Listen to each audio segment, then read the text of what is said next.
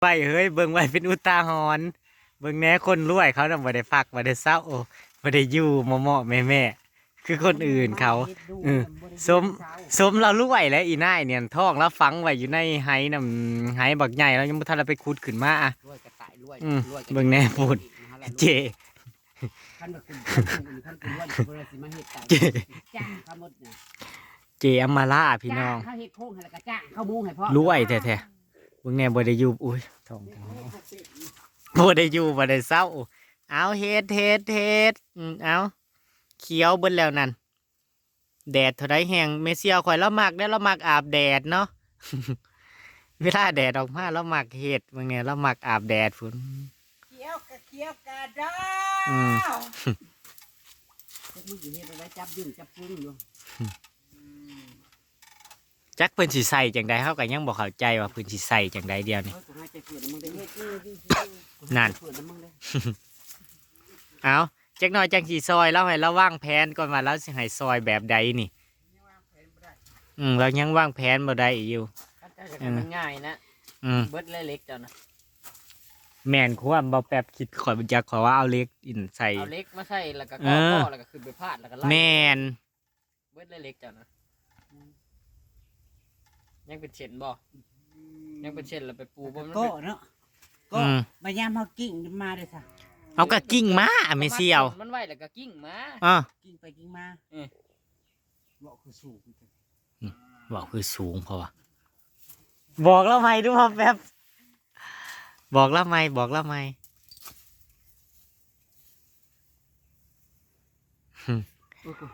กำลังว่าสีมือพี่น้องทาซอยเพิ่นก่อนทาซอยเพิ่น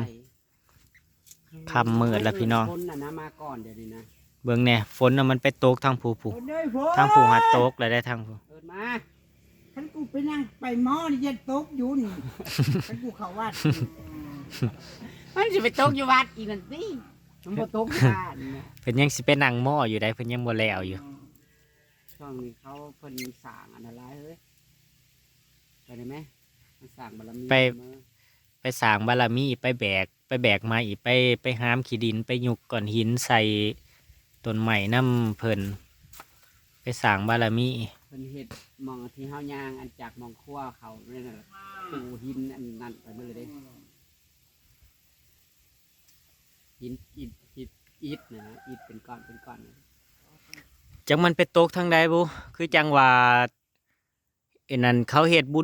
ญบ้านอยู่ก็ยังบ่ตกอยู่ฝนก็ได้ยังบ่อีนั่นอยู่ คนน่ะตกมันบ่ได้ไปใช้มันตกยืม อยู่แต่หอง มันตกสายของผู้มันไปตกพุ่นทางพุ่นนั่นตก ของบ้านเจ้าบ่ จักแหละ บอกไปเลยๆบ้านพละได้หมู่บ้าน มันตกสายของฝนนั่นเห็นเขาเอาลงในเฟซนั่นทั้งของน่ะมันตกฝนนั่นทั้งเขตแคมคลองน่ะมันตก มีแต่เฮาแล้วฝน มีแต่ทางเฮ้านี่มันบ่ตกจักมันเป็นหยัง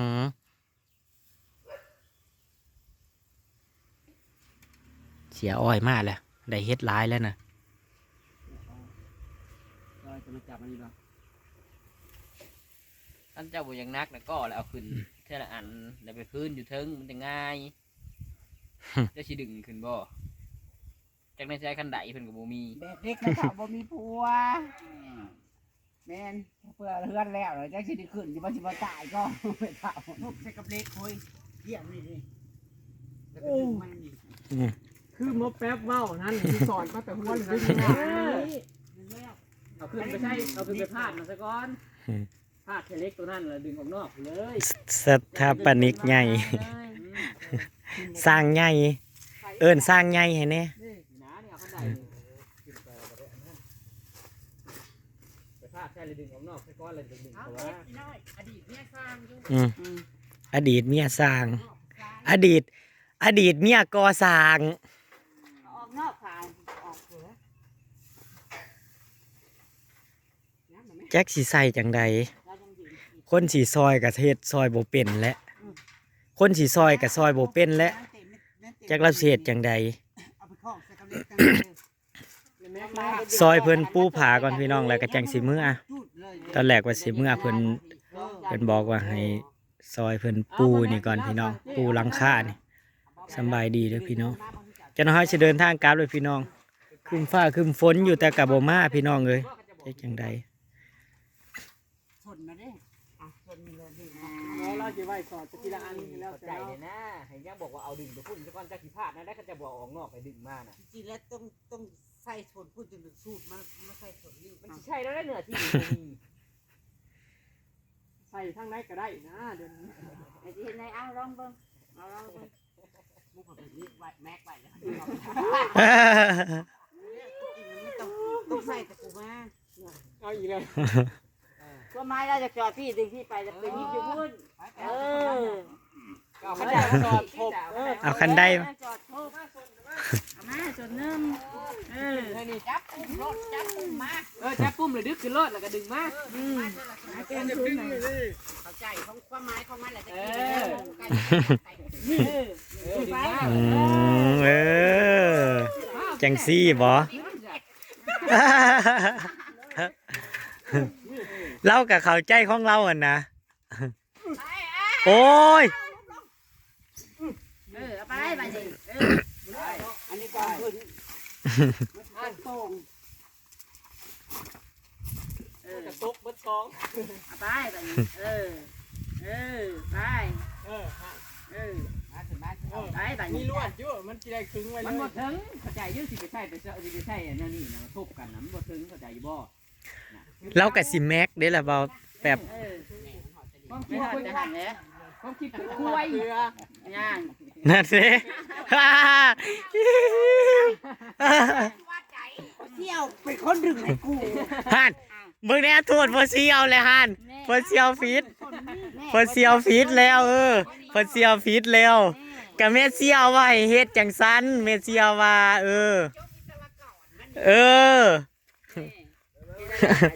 เป็นจังได้บัดนี้เราบริหารเมียเราก็พอแห้งแล้ว ยอมดิยอมเด้อ ตัวนี้นะเอาเชือก มันบ่ถึงพี่น้องมันบ่ถึงหม่องพี่ ถูกเอาเลิศ มันบ่ถึงหม่องพี่ซ้ำมันหอดแต่พี่มันบ่หอดพุ่นเพราะว่าเมเซียวมาล่าเพิ่นใส่ถบกันเด้เพิ่นใส่ถบกัน เดี๋ยวเวลากู้หรือกู้แต่ตอนนั้นส่วนตัวนี้ก็จุกมาคือเก่ามันก็สิเอียงเลยนี่เข้าใจเยอะเพิ่นจักเพิ่นวัดแท้ก็ได้เพิ่นสิไปใส่ช่องจัดแนวมันน่ะก่อนตัวนี้มันวัด พอดีโหดเลยพอดีเปลือกมันของ เกียร์อยู่ไหมเกียร์ให้มันออกพูดเนาะ คือออกจากการให้มันอยู่แจกให้แจกมัน เขียได้แต่อันลุ่มนะอันทุ่งเขียวไปแล้วไปเข้า นี่ละ เอ้ยย่า เอามายันตะกุนแล้วผมโอเคมันนี่เอาลวดมามัดลวดเลยเฮ้ยมา จักเพิ่นแท้ก็ได้จังว่าพอดี เรามีลวดเราอยู่บ่ล่ะ วัดบ่เปลือก ว่ากูจับมาดึงให้หมดที่อะไร บ่วัดอยู่ลูกก็อยู่เทิงบ่ได้ซ้ำกันเด้อ แบบเป็นเติ้งกับมันเติ้ง ว่าแล้วมันสิตกตรงเอาไว้นี่เที่ยรูดไปเลยรูดไปพุ่นรูดไปพุ่น อยู่ แล้วให้นี่นะ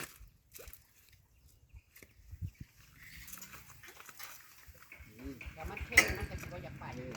ไปที่เป็นหยังบัดยามมาแล้วก็รูดมันเลย ตัดทรงหลวง แม่นความแบบกระสร้างแล้วเฮาบังแดดซื่อ เฮาบังแดด ๆเฮาบังแดดซื่อ แล้วนี่แล้วนี่ บ่แล้วของเราสหาไม้มาใช้อีกนี่วางนี่นะสั่นกระเล็กสิบนึงไม่ก็ได้ไม่แล้ว ๆกันแสิให้มันอยู่ลมมันก็บ่อยู่ดอกเฮาแค่บังแดดชั่วข้าวซื่อๆพูดถึงอยู่แดดอยู่กันแดดกันฝนน่ะมันก็บ่อยู่บ่ทนดอก ก็แย่กว่าข้างน้ำมือแรง เราว่าทางซีดีเนี่ยบ่ใส่ซะ2ใส่ถ้าลมมามันจะบ่อยู่มันขาด ใช่ซ้ำเดียว งานจะเด็ดน้ำนี่ ถึงกัน มันมา เล่นบ่หลอกก่อนแล้วก็เราก็ใส่2สั่นไม่แล้วลมมาแล้วมัน มันบ่อยู่ ซ้ำนี่ก็โอเคแล้วนะคือเป็นนี้ใบแจมันน่ะบัดนี้นะ วัยรุ่น90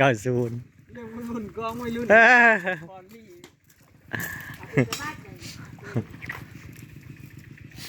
เรื่องวุ่นๆของวัยรุ่นยุค 90 พอกระโดดตามหา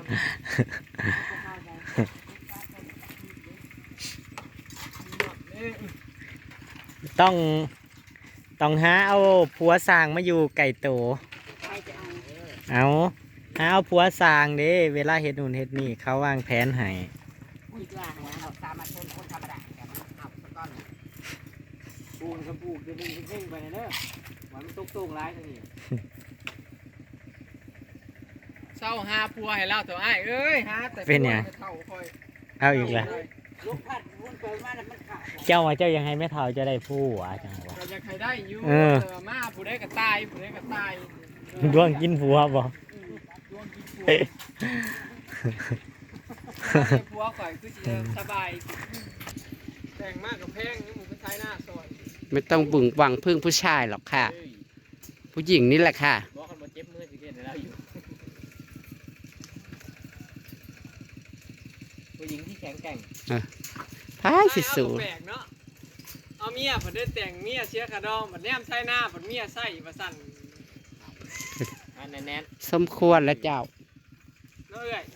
ผู้ซึกคือความในใจแต่ที่ละน้อยละเนาะไอ้ หักเว้าต้นหนาเว้าได้แต่กับหมูบ่ ดีแต่พอเที่ยว อะไรก็เมีย เนาะ เที่ยว เนาะ เมียเราแพง อ เรา ลีหล่อ หาใช้ได้ นี่แหละเขาเอิ้นว่าเมีย ไทยหน้ากับเมียบ่หักบ่ได้ไทยแล้วคู่มือ เพิ่นวัดแท้กันแล้ววัดแท้ เขาเสี่ยวแท้ เพราะตัวไม้น่ะคือยืนเดี๋ยวนี้แหละคือมันถึงอันนี้มันก็ ป้าโลดเฮานะปล่อยซองเสี่ยวนี่เฮ็ด อืม เพราะว่าอันนี้ก็เป็นผู้เฮ็ดอันนี้เป็น เป็นผู้แท้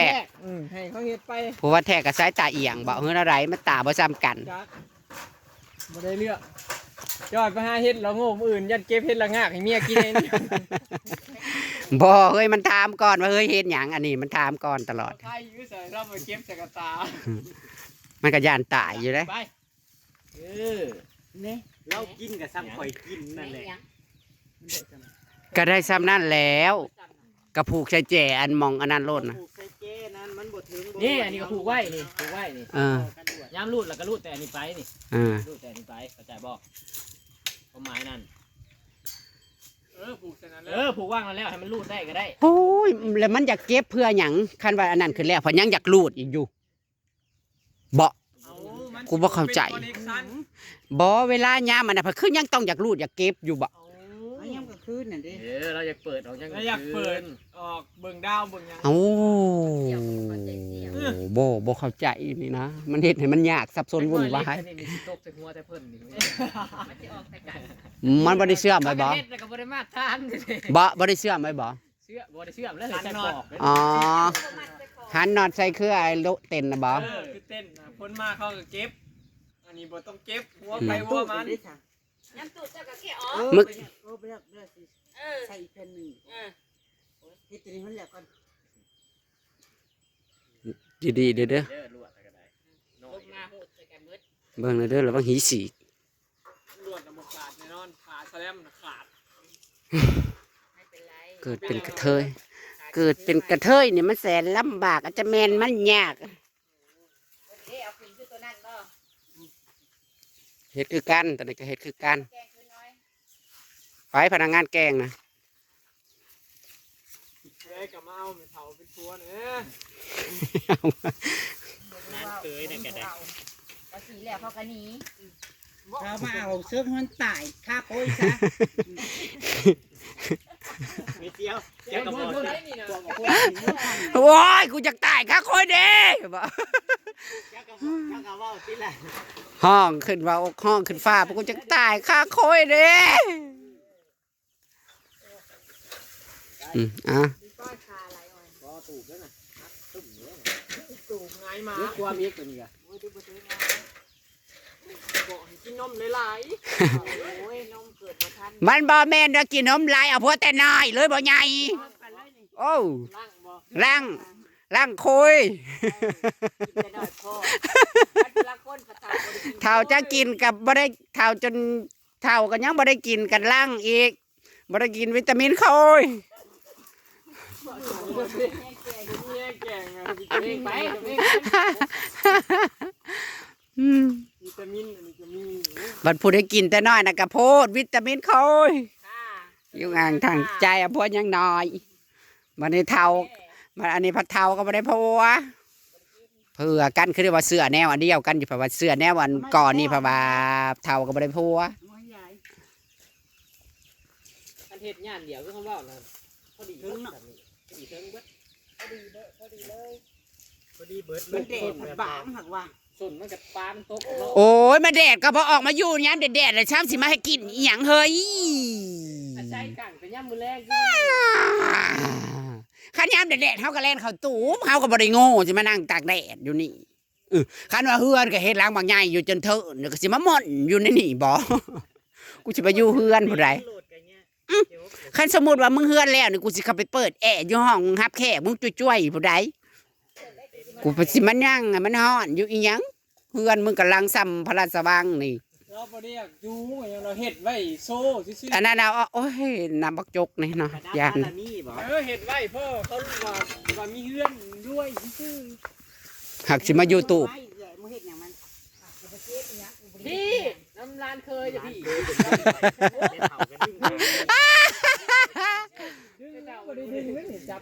และแน่ตัวนี้มันผัดบ่เทิงคือตัวนี้ได้ซะเห็นอะไรบ้านี่ความคิดของผู้หนึงสิเฮ็ดนั่นหนึงผู้สิเฮ็ดซอยนี่ก็บ่จักหลายบ่มันสิยิบไว้บ่โอ้ยมัน ออกแบบโดยสถาปนิก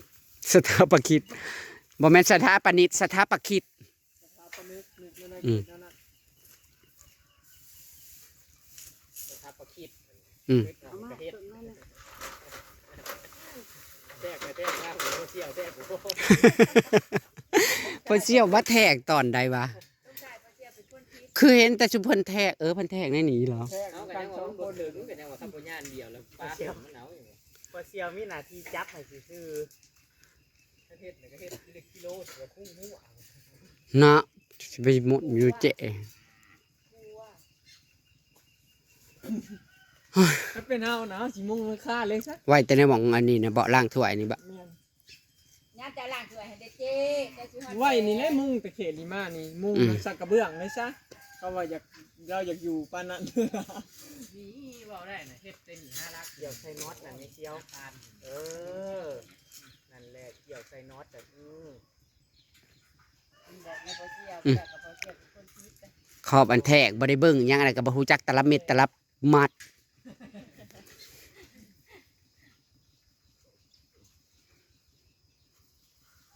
ยามาพี่เอามาแจกพี่บัดเรื่องแบบงานปีนป่ายนี่ต้องให้ผู้หญิงทำจ้ะ มีตัวน้อยๆจ้ะ ต่างคนใดยังโสดมาเอาเมเซียวข่อยในเด้อมาซอยแล้วเฮ็ดแน่นี่ ขอบันไดแน่ซอยแย่ขึ้นมาให้หน่อย กระเทยเถ่าเรือเนาะโอ้ยเห็นว่าก็เอามาใกล้ๆนี่กว่าดูได้ยื้อใส่อยู่ นั่นแหละเมเซียวข่อยเรามีความ อุ้ สามารถ ย เก่งกระเดา อันตะเลินลงหันปัจจิฮีสอยยำย่างอยู่ได้ขนาด ซอยเด้อ ในลายหูเลย ใครอยู่หีกูยันมันเป็นจะเคลื่อนน้ำไม้อันซอยอันสีซุปนี่ติ อุกใจแต่น้ำสุดนี่กันเลย เป็นได้ประกวด ชุดสร้างนี่เนาะ ลบก็จะเป็นที่มากค่ะ กินยุ่ยๆมาบ่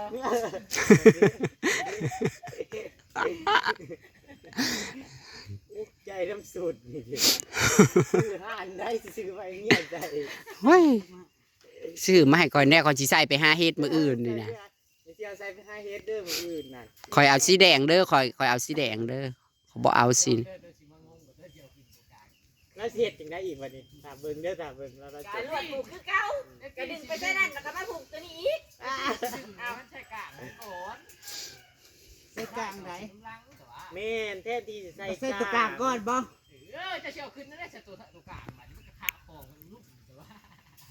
บอกทีละแนวให้เรางง มึงว่าทีละแนวบักควย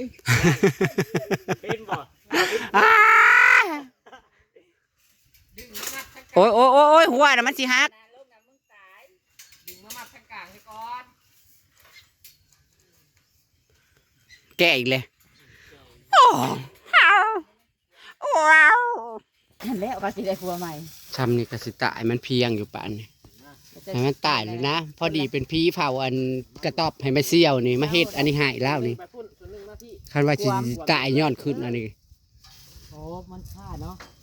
พอมันค่าเล็กมัน ตัดออกเลยตัว ส่วนหนึ่งอยู่พี่ส่วนหนึ่งไปพุ่น ก็เนาะมันเป็นยังสิบ่ถือกัน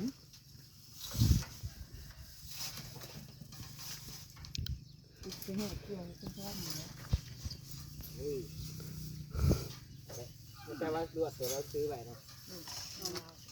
แล้วเจ็ดสุดได้มันบกเข่งได้บัดนี้จาน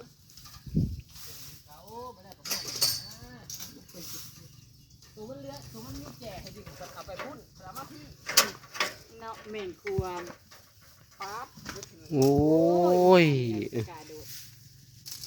แหงกระสุดเพิ่น อายังกันได้ที่นอนอย่างเงี้ยอยู่นั่นแหละ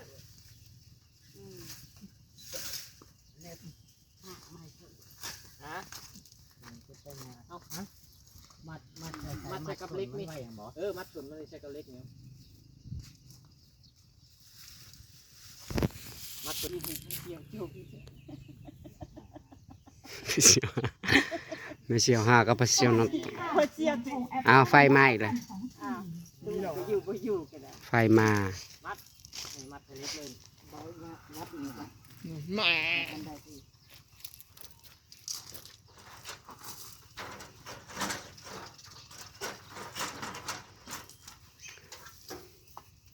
ขึ้นไปเดี๋ยว ตัวนี้นะบ่ต้องเฮ็ดซ้อนซองดอกมันยุ่งยากเท่าไหร่ ดึงเอามันออกไว้ส่วนมัน ชวนมัน เคยส่วนอันอ้อยผูมัดมัดแค่นั้นแหละละดีแล้วบอกให้มันลูก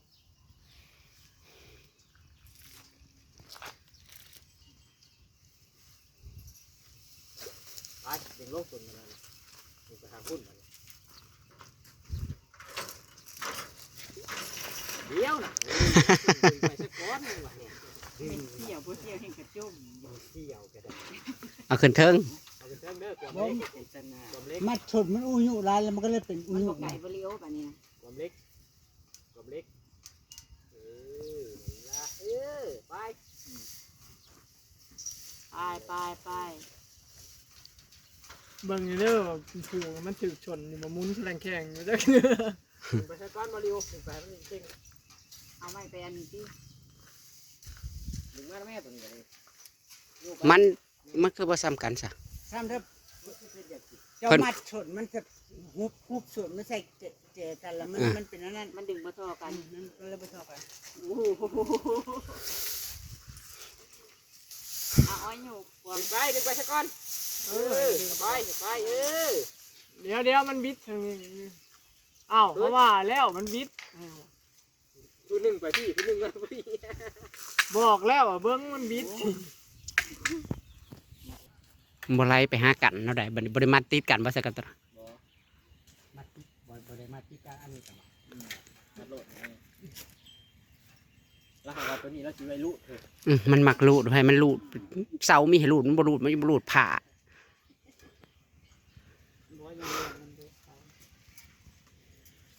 เมื่อย แน่งานตัวกลาง เมื่อยเด้ว่ะเมื่อยมานั่งปกลงเมื่อยเป็นอยู่เนาะ สัญญางนั่นเบิดมือเกี่ยวหญ้าน่ะก็แต่เช้าจนบ่าย มาเร็วมัดไว้นั่นตัวกลางอันหันนะมัดลงใส่กับเล็กเลย มาจ้องกวม เอาให้ทำมันแล้ว ชื่อเล็กไม่ จ้างอำลาพระเมือมาดิหาจับไก่จับกะ